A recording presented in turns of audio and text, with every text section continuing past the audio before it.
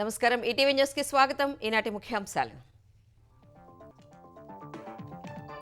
వికసిత భారత్ లక్ష్యాలకు అనుగుణంగానే తెలంగాణ రైజింగ్ విజన్ ప్రధానికి వివరించిన రేవంత్ అభివృద్ధికి సహకరించాలని విజ్ఞప్తి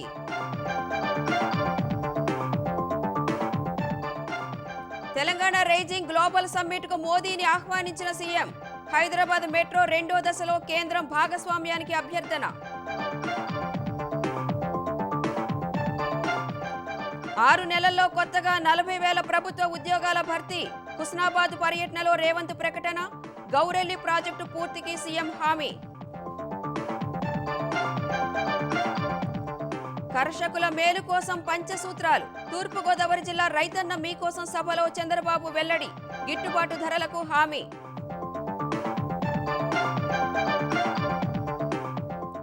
అమరావతిలో 30% పచ్చదనం పెంపునకు ప్రణాళికలు 133 కిలోమీటర్ల పరిధిలో ప్లాంటేషన్ లేఅవుట్లలో 497 పార్కులు ఏర్పాటు వివేక హత్య కేసులో లోతైన దర్యాప్తు జరపాలన్న పిటిషన్పై వాదనలు పూర్తి ఈ నెల 10న తీర్పు ఇవ్వనున్న నాంపల్లి కోర్టు ఛత్తీస్గఢ్లో మరో భీకర ఎన్కౌంటర్ 12 మంది మావోయిస్టులు మృతి వీరమరణం పొందిన 3 జవాన్లు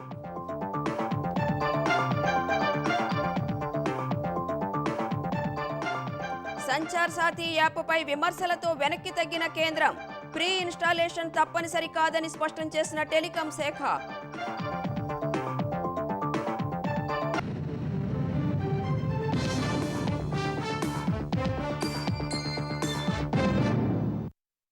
వికసిత భారత లక్ష్యాలకు అనుగుణంగా రూపొందించిన తెలంగాణ రైజింగ్ విజన్ అభివృద్ధి పనులకు సహకరించాలని ప్రధాని నరేంద్ర మోదీని ముఖ్యమంత్రి రేవంత్ రెడ్డి కోరారు. తెలంగాణ రైజింగ్ గ్లోబల్ సమ్మిట్ కు ప్రధానిని ఆహ్వానించిన సీఎం మెట్రో రెండో దశ రీజనల్ రింగ్ రోడ్డుకు సహకరించాలని కోరారు.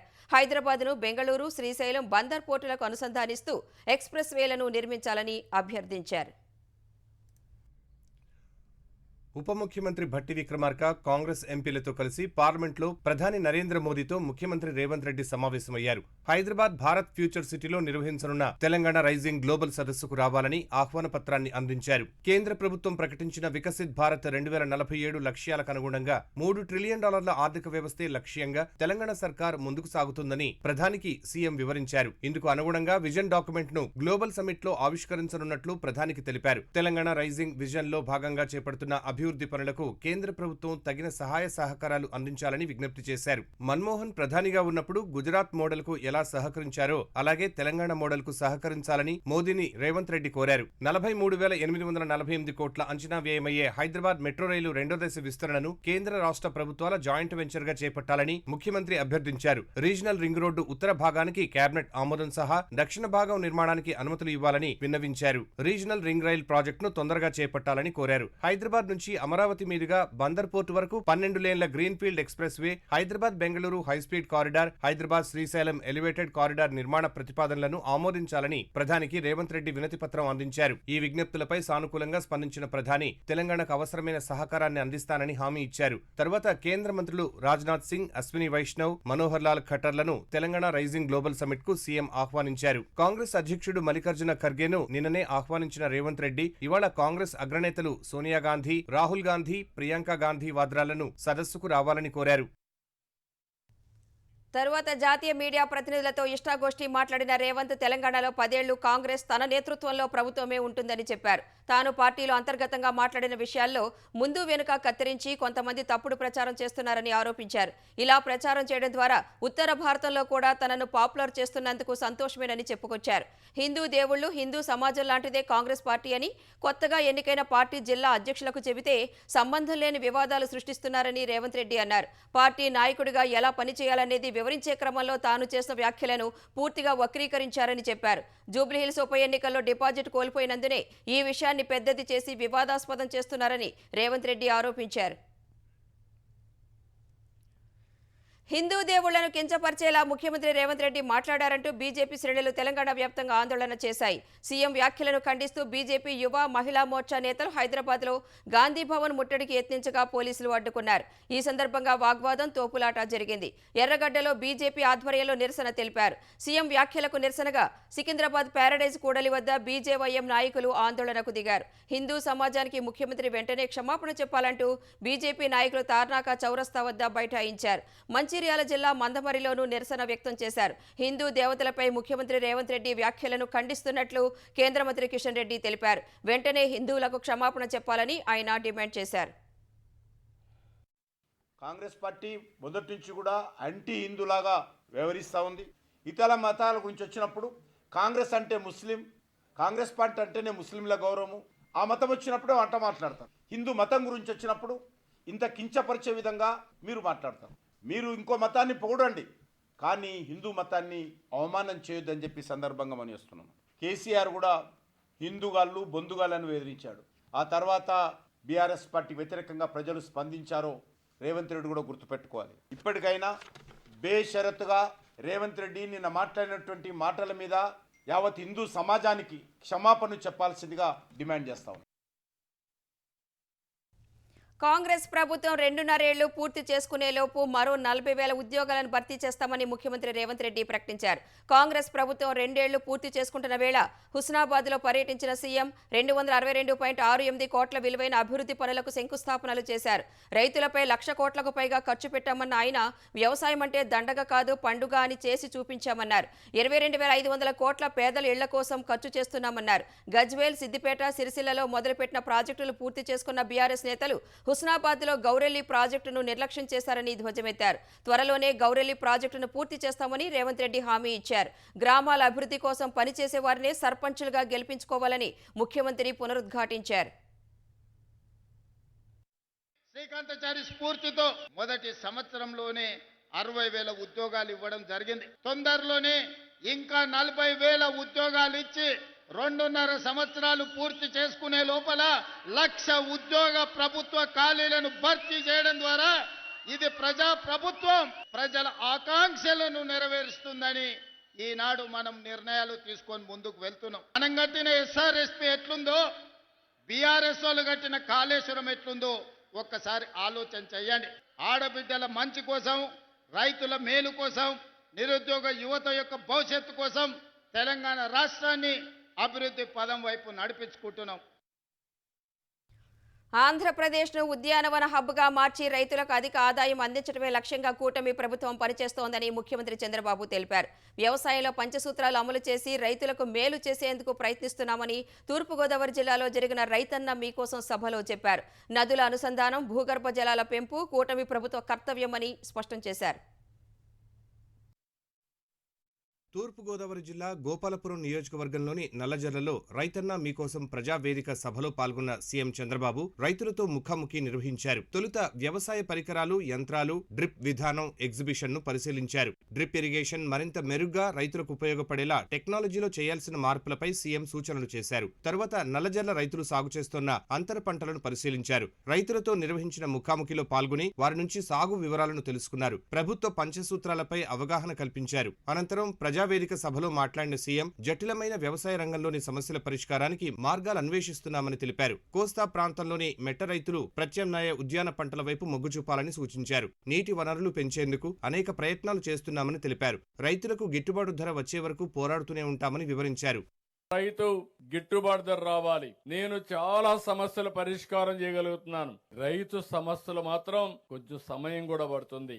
కానీ ఎట్టి పరిస్థితిలో ఈ సమస్యకు పరిష్కార మార్గం దొరికే వరకు, గిట్టుబాటు ధర వచ్చే వరకు పోరాడుతూనే ఉంటాను. కరెంటు విషయంలో మీరు ఒకసారి చూస్తే అస్తవ్యస్తం చేసి వెళ్లారు. ఇంటి మీదనే కరెంటు తయారు చేసుకోవడం, సోలార్ ఉత్పత్తి చేసుకోవడం, మీ పొలంలోనే కరెంట్ ఉత్పత్తి చేసుకోవడం, కుసుమ్ ద్వారా సబ్ స్టేషన్ లోనే కరెంట్ ఉత్పత్తి చేసి అక్కడే ఇచ్చి ట్రాన్స్మిషన్ లాసెస్ తగ్గించడం, ఇలాంటి వినూత్నమైన కార్యక్రమాల ద్వారా భవిష్యత్తులో కరెంటు ఛార్జీలు పెంచకుండా క్వాలిటీ కరెంట్ ఇచ్చే పరిస్థితికి వస్తాం. కృష్ణా, గోదావరి నీళ్లన్నీ సముద్రంలోకి పోతున్నాయి. 2 అనుసంధానం చేస్తాం, పెన్నా వరకు తీసుకెళ్తాం. ప్రతి ఒక్క ఎకరాకు నీళ్లు ఇచ్చే బాధ్యత నేను తీసుకుంటా. ఇది సాధ్యం. దానికి ప్రణాళికలు కూడా తయారు చేశాం. జగన్ హయాంలో చేసిన భూముల గోల్మాల్ సరిచేసేందుకే ఎక్కువ సమయం కేటాయించాల్సి వస్తోందని సీఎం తెలిపారు. నేను ఎక్కువ సమయం పెట్టేది జగన్మోహన్ రెడ్డి తయారు చేసిపోయినటువంటి ల్యాండ్ గోల్మాలకే ఎక్కువ టైం ఖర్చు పెట్టే పరిస్థితి వస్తా ఉంది. మొత్తం అస్తవ్యస్తం చేశాడు. ఇష్టం లేకపోతే 22A కింద పెట్టాడు. గవర్నమెంట్ ల్యాండ్ అయిపోయింది. ఎవరైనా ఆయన మాట వినకపోతే, లేకుంటే వాళ్ళ నాయకులు ఆ భూమి కబ్జా చేయాలంటే ఇవ్వకపోతే దాన్ని కూడా 22 కింద పెట్టేశారు. నాకు వచ్చే పిటిషన్ లో 100% 22A కింద ఉండే భూములే వస్తున్నాయి. సొంత భూములు మీరు గుర్తుపెట్టుకోవాలి.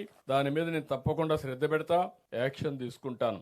పాలనలో సుపరిపాలన, జవాబుదారీతనం తీసుకొస్తున్నామని తెలిపారు. వాట్సాప్ గవర్నెన్స్ ద్వారా అన్ని పనులు ఆన్లైన్లోనే జరిగేలా చేశామన్నారు. ప్రజలకు కార్యాలయాల చుట్టూ తిరిగే పని లేకుండా చేశామని స్పష్టం చేశారు. అంతర్జాతీయ దివ్యాంగుల దినోత్సవం సందర్భంగా కూటమి ప్రభుత్వం తరపున ముఖ్యమంత్రి చంద్రబాబు 7 వరాలు ప్రకటించారు. విజయవాడ తుమ్మలపల్లి కళాక్షేత్రంలో జరిగిన కార్యక్రమంలో పాల్గొన్న సీఎం ఆర్టీసీ బస్సుల్లో దివ్యాంగులకు ఇకపై ఉచిత ప్రయాణం కల్పిస్తామని చెప్పారు. స్థానిక సంస్థలు, కార్పొరేషన్స్, పబ్లిక్ సెక్టర్ ఎంటర్ప్రైజెస్లో కనీసం ఒక దివ్యాంగ ప్రతినిధిని నామినేట్ చేస్తామని తెలిపారు. ఆర్థిక సబ్సిడీ పథకాన్ని ఎస్సీ, ఎస్టీ, బీసీ, మైనార్టీలకు అందించినట్లుగానే దివ్యాంగులకు మళ్లీ ప్రారంభిస్తామన్నారు. శాప్ ద్వారా అన్ని క్రీడా కార్యక్రమాలు, టాలెంట్ డెవలప్మెంట్ స్కీములు దివ్యాంగులకు అందుబాటులో ఉండేలా చర్యలు తీసుకుంటామన్నారు. బహుళ అంతస్తులు కలిగిన ప్రభుత్వ హౌసింగ్ ప్రాజెక్టుల్లో దివ్యాంగులకు గ్రౌండ్ ఫ్లోర్ కేటాయిస్తామని చెప్పారు. బాపట్లలో వినికిడి లోపం ఉన్న విద్యార్థుల కోసం ప్రత్యేక డిగ్రీ కాలేజ్ ఏర్పాటు చేస్తామన్నారు. రెసిడెన్షియల్ స్కూల్స్, కాలేజీలు, హాస్టల్స్లో చదివే దివ్యాంగ విద్యార్థులకు అదే చోట సామాజిక భద్రతా పెన్షన్ పంపిణీ చేస్తామని తెలిపారు. రాష్ట్ర స్థాయిలో అమరావతిలో దివ్యాంగ్ భవన్ ఏర్పాటు చేస్తామని చంద్రబాబు ప్రకటించారు. ఆంధ్రప్రదేశ్ రాజధాని అమరావతిలో 30% పచ్చదనం ఉండేలా ప్రణాళికలు అమలు చేస్తున్నట్లు ఏపీ పట్టణాభివృద్ధి శాఖ మంత్రి పి నారాయణ వెల్లడించారు. 133.3 కిలోమీటర్ల పరిధిలో ప్లాంటేషన్కు ప్రణాళిక రూపొందించామన్నారు. ఇందుకు అనుగుణంగా శాఖమూరు, కృష్ణాయపాలెం, నీరుకొండల్లో పార్కులు అభివృద్ధి చేస్తామని తెలిపారు. 190 ఎకరాల్లో శాఖమూరు పార్క్ అభివృద్ధి చేస్తామన్న మంత్రి దానిలో అమ్యూజ్మెంట్ పార్కును, రిజర్వాయర్ను ఏర్పాటు చేస్తామన్నారు. మల్కాపురం వద్ద 21 ఎకరాల్లో రిక్రియేషన్ పార్క్, అనంతవరం వద్ద 31 ఎకరాల్లో లంగ్ స్పేస్ పార్క్, కురగల్లు వద్ద 200 ఎకరాల్లో బయోడైవర్సిటీ పార్క్, లేఅవుట్స్లో 497 పార్కులు అభివృద్ధి చేస్తామని చెప్పారు. సీజన్లో వచ్చే ఫ్లవర్స్ ప్రకారం బ్యూటిఫికేషన్ ఉంటుందన్నారు. రైతు సమస్యలు ఒక్కొక్కటిగా పరిష్కారం జరుగుతోందన్న ఆయన 29 గ్రామాల పరిధిలో భూ సమీకరణకు సహకరించని రైతులు ముందుకు రావాలని మరోసారి కోరారు. రైతులు ముందుకు రాకుంటే భూసేకరణకు వెళ్తామని తేల్చి చెప్పారు. సిఆర్డీఏ కార్యాలయంలోనే రైతుల కోసం ప్రత్యేక సెల్ ఏర్పాటు చేస్తామని తెలిపారు. అమరావతి క్యాపిటల్ సిటీ ఏదైతే 217 చదరపు కిలోమీటర్ ఏరియా ఉందో దాంట్లో గ్రీన్ అండ్ బ్లూకి ముఖ్యమంత్రి గారు హై ప్రయారిటీ ఇచ్చి ఆల్మోస్ట్ 30% ఏరియాని గ్రీన్ అండ్ బ్లూగా పెట్టారు. 640 కిలోమీటర్ లెంత్లో ట్రంక్ రోడ్స్ బ్యూటిఫికేషన్ ప్లాన్ చేశారు. 1244 కిలోమీటర్ లెంత్లో ఎల్పిఎస్ రోడ్లలో బోత్ సైడ్స్ ప్లాన్ చేశారు. 450 కిలోమీటర్ లెంత్లో సెంట్రల్ మీడియాలో బ్యూటిఫికేషన్కి ప్లాంటేషన్ ప్లాన్ చేశారు. 133.3 కిలోమీటర్ లెంత్లో బఫర్ జోన్స్లో 22 రోడ్స్లో ప్లాంటేషన్ ప్లాన్ చేశారు. ఇవన్నీ కూడా రోడ్డుకి 2 వైపులా రోడ్డు యొక్క సెంటర్లో బఫర్ జోన్లో. ఇవి కాకుండా గ్రీనరీ డెవలప్ చేయడానికి పబ్లిక్ రిక్రియేషన్ పార్క్స్ అని డెవలప్ చేస్తున్నారు. జనవరి ఎండింగ్ లోపల వీటికి టెండర్లు పిలిచి ముందుకు పోవడం జరుగుతుంది. బంగాళాఖాతంలో అల్పపీడనం ప్రభావంతో నెల్లూరు జిల్లాలో జోరుగా వర్షం పడుతోంది. మంగళవారం రాత్రి నుంచి కురుస్తున్న వానకు నెల్లూరు నగరంలో పలు కాలనీలు, శివారు ప్రాంతాలు జలమయమయ్యాయి. చెరువులు నిండటంతో వర్షపు నీరంతా లోతట్టు ప్రాంతాలను ముంచెత్తింది. మాగుంట లేఅవుట్లోని వెంకటేశ్వర స్వామి గుడి వద్ద రోడ్డుపై భారీగా నీరు చేరడంతో వాహనదారులు ఇబ్బందులు పడ్డారు. వర్షపు నీటితో స్థానికులు ఇళ్లలో నుంచి బయటకు రాలేని పరిస్థితి నెలకొంది. రైల్వే అండర్ బ్రిడ్జ్ వద్ద పెద్ద ఎత్తున నీరు చేరడంతో రాకపోకలు నిలిపివేశారు. శ్రామిక నగర్లో కాలనీలో ఇళ్లు నీట మునిగాయి. రహదారులపై భారీగా నీరు చేరడంతో రవాణాకు ఆటంకం ఏర్పడింది. 28వ డివిజన్ జీకే కాలనీలో అపార్ట్మెంట్లలోకి వర్షపు నీరు చేరడంతో కార్లు, బైకులు మునిగిపోయాయి. నెల్లూరు జాతీయ రహదారి చెముడుగుంట వద్ద చెరువు పొంగి చెన్నై విజయవాడ రహదారిపై కిలోమీటర్ల మేర వాహనాలు నిలిచిపోయాయి.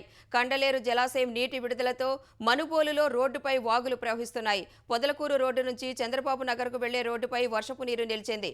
వరద నీటి ఉధృతికి కంటేపల్లి చెరువు షట్టర్లు దెబ్బతిన్నాయి. పొదలకూరు తహసీల్దార్ కార్యాలయంలో భారీగా వర్షపు నీరు నిలిచింది. దిత్వా తుఫాన్ మరింత బలహీనపడి అల్పపీడనంగా కొనసాగుతోంది. తమిళనాడు, పుదుచ్చేరి, దక్షిణ కోస్తా తీరానికి సమీపంలో కొనసాగుతున్న అల్పపీడనం నైరుతి దిశగా కదిలి మరింత బలహీనపడుతుందని వాతావరణ విభాగం తెలిపింది. దీని ప్రభావంతో ప్రకాశం, నెల్లూరు, చిత్తూరు, తిరుపతి జిల్లాల్లో ఆకస్మిక వరదలు వచ్చే అవకాశం ఉందని హెచ్చరించింది. కోస్తాంధ్ర, రాయలసీమలో కొన్ని చోట్ల ఓ మోస్తరు వర్షాలు పడతాయని వెల్లడించింది. దక్షిణ కోస్తాలో గంటకు 30 నుంచి 40 కిలోమీటర్ల వేగంతో ఈదురుగాలులు వీస్తాయని వాతావరణ విభాగం అధికారులు అంచనా వేశారు. తమిళనాడు, పుదుచ్చేరిలోనూ భారీ వర్షాలు పడే అవకాశం ఉందని హెచ్చరించారు. మాజీ మంత్రి వివేక హత్య కేసులో మరింత దర్యాప్తు కోరుతూ ఆయన కూతురు సునీత వేసిన పిటిషన్పై తీర్పును నాంపల్లి సిబిఐ కోర్టు రిజర్వ్ చేసింది. ఈ నెల 10న తీర్పు వెల్లడించనుంది. ఇరువైపులా ఇవాళ వాదనలు ముగిశాయి. వివేక హత్య కేసులో లోతైన దర్యాప్తు జరిపితే ఇప్పటి వరకు వెలుగు చూడని సంచలన విషయాలు బయటకు వస్తాయని సునీత తరపు న్యాయవాదులు కోర్టుకు తెలిపారు. లోతైన దర్యాప్తు జరపకపోతే అసలైన వ్యక్తులు తప్పించుకునే ప్రమాదం ఉందన్నారు. ఇదే కేసులో సప్లిమెంటరీ ఛార్జిషీట్ దాఖలు చేసేలా సిబిఐకి ఆదేశాలు ఇవ్వాలని కోర్టు దృష్టికి తీసుకువెళ్లారు. అటు దర్యాప్తు కొనసాగించే అవకాశం లేదని నిందితుల తరపు న్యాయవాదులు వాదనలు వినిపించారు. ఇరువైపులా వాదనలు విన్న న్యాయస్థానం తీర్పును రిజర్వ్ చేసింది. ఆంధ్రప్రదేశ్ మండలి చైర్మన్ తమ రాజీనామాలను ఆమోదించకపోవడాన్ని వైసీపీ తిరుగుబాటు ఎమ్మెల్సీలు మరోసారి తప్పుపట్టారు. స్వచ్ఛందంగా రాజీనామా చేశామని పదే పదే చెబుతున్న మండలి చైర్మన్ కొయ్యే మోషేన్ రాజు ఆమోదించకపోవడాన్ని ఎమ్మెల్సీలు కర్రి పద్మశ్రీ, బల్లి కళ్యాణ చక్రవర్తి తప్పుపట్టారు. జయమంగళ వెంకటరమణ విషయంలో హైకోర్టు స్పష్టమైన ఆదేశాలు ఇచ్చిన తర్వాత చైర్మన్ను కలిసి ఆమోదించాలని కోరినా కూడా ఇంకా ఎందుకు నిర్ణయం తీసుకోలేదని నిలదీశారు. చట్టసభల నిబంధనలకు అనుగుణంగా రాజీనామా చేసినా చైర్మన్ కాలయాపన చేయడం అవమానకరంగా ఉందని ఎమ్మెల్సీ కర్రి పద్మశ్రీ ఆవేదన వ్యక్తం చేశారు. ఎవరి ప్రయోజనాల కోసం చైర్మన్ పనిచేస్తున్నారని ఆమె ప్రశ్నించారు. రాజీనామాలను వెనక్కి తీసుకోమని సలహా ఇస్తున్న చైర్మన్ తాడేపల్లి పెద్దల ఆదేశాల మేరకు పనిచేస్తున్నారా అని అడిగారు. తన రాజీనామా ఆమోదించకపోతే న్యాయ పోరాటం చేస్తానని పద్మశ్రీ హెచ్చరించారు. చైర్మన్ తీరు ప్రజాస్వామ్య విలువలకు విరుద్ధంగా అవమానకరంగా ఉందని మరో ఎమ్మెల్సీ బల్లి కళ్యాణ్ చక్రవర్తి దుయ్యబట్టారు. తన రాజీనామాను వెంటనే ఆమోదించి మండలి చైర్మన్కు ఉన్న విలువలను కాపాడాలని హితవు పలికారు. పల్నాడు జిల్లాలో స్క్రబ్ టైఫస్ లక్షణాలతో 2 మృతి చెందారు. మరొకరు ఆసుపత్రిలో చికిత్స పొందుతున్నారు. ముప్పాళ్ల మండలం రుద్రవరంకు చెందిన ఇంటర్ విద్యార్థిని 20 ఏళ్ల జ్యోతి స్క్రబ్ టైఫస్ వ్యాధి లక్షణాలతో గుంటూరులోని ప్రైవేట్ ఆసుపత్రిలో చికిత్స పొందుతూ విద్యార్థిని మృతి చెందింది. రాజుపాలెం మండలం ఆర్ఆర్ సెంటర్కు చెందిన 62 ఏళ్ల నాగమ్మ కూడా అదే తరహా లక్షణాలతో మృతి చెందారు.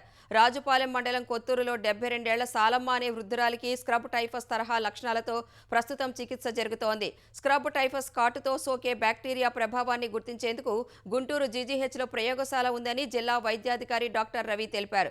అనుమానిత లక్షణాలున్న వారి రక్త నమూనాలు పంపితే నిర్ధారణ పరీక్షలు చేస్తామన్నారు. పాజిటివ్గా గుర్తిస్తే చికిత్స అందిస్తారని తెలిపారు. ఇది మనుషుల నుంచి మనుషులకు వ్యాపించదని చెప్పారు. నిర్ధారణ నుంచి చికిత్స వరకు జిల్లాలోని ప్రభుత్వ వైద్యశాలల్లో ఔషధాలు, సౌకర్యాలు అందుబాటులో ఉన్నట్లు తెలిపారు. వ్యక్తిగత పరిసరాల పరిశుభ్రత పాటిస్తే స్క్రబ్ టైఫస్ దరిచేరకుండా చూసుకోవచ్చన్నారు. గ్రేటర్ హైదరాబాద్ మహానగరపాలక సంస్థలో ఔటర్ రింగ్ రోడ్డును ఆనుకొని ఉన్న పట్టణ, స్థానిక సంస్థలను విలీనం చేస్తూ ప్రభుత్వం నోటిఫికేషన్ ఇచ్చింది. ఈ నిర్ణయానికి 2 రోజుల క్రితమే గవర్నర్ జిష్ణుదేవ్ వర్మ ఆమోదముద్ర వేయగా 27 పట్టణ, స్థానిక సంస్థలను హైదరాబాద్ మహానగరపాలక సంస్థలో కలుపుతూ తెలంగాణ సర్కారు ఈ సాయంత్రం ఉత్తర్వులు ఇచ్చింది. ఈ ఉత్తర్వులు నిన్నటి నుంచే అమల్లోకి వచ్చినట్లు తెలిపింది. ఈ ఉత్తర్వులకు అనుగుణంగా జీహెచ్ఎంసీలో విలీనమైన మున్సిపాలిటీలు, కార్పొరేషన్లకు వేర్వేరుగా డిజిగ్నేటెడ్ అధికారులను నియమిస్తారు. ఆయా అధికారులు సంబంధిత పట్టణ, స్థానిక సంస్థకు వెళ్లి కమిషనర్ పేరుతో ఉన్న బ్యాంకు ఖాతాలను నిలిపివేస్తారు. ఆర్థిక లావాదేవీలను నిలిపేసి సంబంధిత రికార్డులు స్వాధీనం చేసుకుంటారు. విలీన ప్రక్రియ పూర్తయిన తర్వాత ప్రభుత్వం డివిజన్ల పునర్విభజన చేపడుతుంది.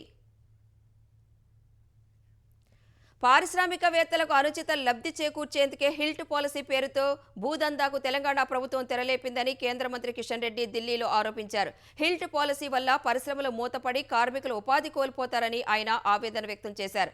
క్షేత్రస్థాయిలో పరిశీలన చేయకుండానే హిల్ట్ పాలసీ తెచ్చారని కిషన్ రెడ్డి విమర్శించారు. పారిశ్రామికవేత్తలకు లబ్ధికి చేకూర్చేటువంటి అవినీతి జీవో ఇది. రైతులకు ఒక న్యాయము, పారిశ్రామికవేత్తలకు ఒక న్యాయమై ఈరోజు ముఖ్యమంత్రి చెప్పాలి. ఈరోజు హైదరాబాద్ లో ముఖ్యంగా ఈ పారిశ్రామికవేత్తలు అన్ని ప్రాంతాల్లో కూడా విపరీతమైనటువంటి ట్రాఫిక్ సమస్య ఉంది, విపరీతమైనటువంటి డ్రైనేజ్ సమస్య ఉంటుంది. మరి మీరు ఈ రకంగా 9,000 ఎకరాలలో మల్టీపర్పస్ కమర్షియల్ కాంప్లెక్స్ కడితే ఎన్ని వేల కార్లు అదనంగా వస్తాయో ముఖ్యమంత్రి గారు అంచనా వేశారు. కాంగ్రెస్ ప్రభుత్వం హిల్ట్ పాలసీని వెనక్కి తీసుకోవాలని బీఆర్ఎస్ నేతలు మాజీ మంత్రులు డిమాండ్ చేశారు. హైదరాబాద్లోని పారిశ్రామిక వాడలకు చెందిన భూముల బదలాయింపు వ్యవహారంపై బీఆర్ఎస్ నేతలు ఇవాళ మౌలాలి, నాచారం ప్రాంతాల్లో పర్యటించారు. విలువైన భూములను కాంగ్రెస్ ప్రభుత్వం తక్కువ ధరకే అనుయాయులకు కట్టబెట్టి భారీ కుంభకోణానికి పాల్పడుతోందని మాజీ మంత్రి జగదీష్ రెడ్డి ఆరోపించారు. నాచారం పారిశ్రామిక వాడలో పర్యటించిన జగదీష్ రెడ్డి ఎవరి మేలు కోసం హిల్ట్ పాలసీ తీసుకొచ్చారని ప్రశ్నించారు. ప్రైవేటు వ్యక్తులకు భూములు దారాదత్తం చేయడానికే పాలసీ తీసుకొచ్చారని విమర్శించారు. మరోవైపు మౌలాలి పారిశ్రామిక వాడలో పర్యటించిన మధుసూదనాచారి రేవంత్ రెడ్డి పాలనలో అభివృద్ధి కాకుండా అమ్మకాలు జరుగుతున్నాయని మండిపడ్డారు. రేవంత్ రెడ్డి పాలన అంటే అమ్మకాలు, రేవంత్ రెడ్డి పాలన అంటే అవినీతి. ఈ 2 సంవత్సరాల కాలంలో ఈ విధమైనటువంటి నిర్వాహకం కొనసాగింది. అనేక దశాబ్దాలుగా ప్రజల కష్టంతో పారిశ్రామిక వాడలుగా వెలసి వేల కోట్ల రూపాయలు విలువ చేయగలిగినటువంటి భూముల్ని వ్యక్తుల ప్రయోజనం కోసం కట్టబెట్టేటువంటి భారీ కుట్రకు ఈ జీవో నిదర్శనం కాబట్టి దీన్ని తీవ్రంగా మేము ప్రతిఘటిస్తాం. ప్రభుత్వం మెడలు వంచి దీన్ని రోల్ బ్యాక్ తిరిగి వాపసు తీసుకునేంత వరకు కూడా మా పోరాటం కొనసాగుతుంది. మంత్రివర్గ ఉపసంఘం సిఫార్సుల మేరకే హిల్ట్ పాలసీ కింద కాలుష్యకారక పరిశ్రమలను ఔటర్ రింగ్ రోడ్డు వెలుపలకు తరలిస్తున్నామని తెలంగాణ రెవెన్యూ శాఖ మంత్రి పొంగులేటి శ్రీనివాసరెడ్డి తెలిపారు. ప్రధాన ప్రతిపక్షం బీఆర్ఎస్ కావాలనే రాజకీయం చేస్తోందని ఆయన ఆక్షేపించారు. భూభారతి వ్యవస్థను కాస్త ఆలస్యమైనా మరింత పటిష్టంగా రూపొందించి ప్రజలకు పారదర్శక సేవలు అందిస్తామని తెలిపారు. గత ఎన్నికల్లో మాట ఇచ్చిన ప్రకారం ధరణిని బంగాళాఖాతంలో వేశామన్న మంత్రి 9 లక్షల ఫిర్యాదుల్లో న్యాయపరమైనవి పరిష్కరించామని చెప్పారు. స్థానిక సంస్థల ఎన్నికల తర్వాత విడతల వారీగా భూదార్ కార్డులు పంపిణీ చేస్తామని వెల్లడించారు. కేసీఆర్ సర్కార్ హయాంలో వారికి కావలసిన అనుయాయులకే భూములను కన్వర్షన్ చేశారని మంత్రి ఆరోపించారు. నువ్వు ఎంఐడి మంత్రిగా ఉన్నప్పుడు కేసు బై కేసులో నీకు నచ్చిన వాళ్ళకి, నీకు ముడుపులు చెల్లించిన వాళ్ళకి నువ్వు ల్యాండ్ కన్వర్షన్ చేశావు. ఈ ప్రభుత్వం పారదర్శకంగా ఎన్ బ్లాంకెడ్ గా ఓపెన్ చెక్ గా ఇంత పర్సంటేజ్ గవర్నమెంట్ కి పే చేయండి అఫీషియల్ గా అని కేబినెట్ తీర్మానం చేసిన దాంట్లో సీక్రెట్ ఏముంది? దానికి కూడా టైం బాండ్ ఫిక్స్ చేశాం. వచ్చినోడు ఫైల్ ఏం క్లియర్ చేసి రానోడు ఫైల్ ఏం తొక్కిపట్టి రిజెక్ట్ చేయలేదే ఈ ప్రభుత్వం. మాట్లాడటానికి నోరుంది కదా అని ఏమీ దొరకింది, పేపర్ లో రాయటానికి ఏమీ లేదని దాన్ని ఏదో డైవర్ట్ చేయడానికి ఉండాలి కనీసం మాట్లాడటానికి. హైదరాబాద్ కోకాపేటలోని నియో పోలీస్ భూములు వేలంలో మరోసారి భారీ ధర పలికాయి. ఇవాళ ప్లాట్ నెంబర్ 19, 20లోని 8.04 ఎకరాలను ఈ వేలం వేయగా ప్లాట్ నెంబర్ 19లో ఎకరానికి 131 కోట్ల రూపాయలు, ప్లాట్ నెంబర్ 20లో ఎకరానికి 118 కోట్ల రూపాయల ధర పలికింది. మొత్తం 8.04 ఎకరాలకు గాను హెచ్ఎండిఏకు ఇవాళ 1000 కోట్ల రూపాయలు వచ్చాయి. 3 విడతల్లో 6 ప్లాట్లలోని 27 ఎకరాలకు కలిపి 3,708 కోట్ల రూపాయలు హెచ్ఎండిఏకు వచ్చాయి. ఈసారి మొత్తం 44 ఎకరాల భూమిని 4 విడతల్లో హెచ్ఎండిఏ ఈ వేలం వేయనుంది. ఈ నెల 5న కోకాపేట గోల్డెన్ మైల్లోని 2 ఎకరాలు, మూసాపేటలోని 15 ఎకరాలకు ఈ వేలం నిర్వహించనుంది.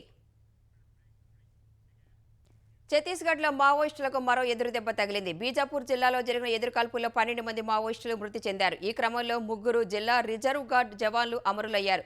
దక్షిణ బస్తర్ డివిజన్ అటవీ ప్రాంతంలో మావోయిస్టులు ఉన్నారనే సమాచారంపై భద్రతా బలగాలతో కలిసి పోలీసులు గాలింపు చేపట్టారు. ఈ నేపథ్యంలో నక్సల్స్ తారసపడగా ఇరువైపుల నుంచి కాల్పులు చోటు చేసుకున్నాయి. నక్సల్స్ వైపు నుంచి కాల్పులు ఆగిన తర్వాత ఘటనా స్థలాన్ని పరిశీలించిన బలగాలు 12 మంది మావోయిస్టుల మృతదేహాలను గుర్తించారు. ఎస్ఎల్ఆర్ తుపాకులు సహా పలు ఆయుధాలు, పేలుడు పదార్థాలను పోలీసులు స్వాధీనం చేసుకున్నారు. వ్యక్తిగత గోప్యతకు భంగకరమంటూ దుమారం రేగడంతో సంచార్ సాథీ యాప్పై కేంద్రం వెనక్కి తగ్గింది. కొత్త మొబైల్ ఫోన్లలో Sanchar Saathi app pre installation తప్పనిసరి కాదని తెలిపింది. ప్రతిపక్షాల నుంచి పెద్ద ఎత్తున వ్యతిరేకత వచ్చిన నేపథ్యంలో ఈ నిర్ణయం తీసుకుంది. అంతకుముందు సంచార్ సాథీ యాప్తో నిఘా పెట్టేందుకు అవకాశమే లేదని కేంద్ర టెలికాం శాఖ మంత్రి జ్యోతిరాదిత్య సింధియా తెలిపారు. కొత్త డివైస్లలో సంచార్ సాథీ యాప్ను ప్రీ ఇన్స్టాలేషన్ చేయాలని కేంద్ర టెలికాం మంత్రిత్వ శాఖ స్మార్ట్ ఫోన్ తయారీదారులను కోరటంపై దుమారం రేగడంతో కేంద్ర మంత్రి వివరణ ఇచ్చారు. అది ప్రజల రక్షణకు సంబంధించిన యాప్ అని, ఆ యాప్తో నిఘా పెట్టడం సాధ్యం కాదన్నారు.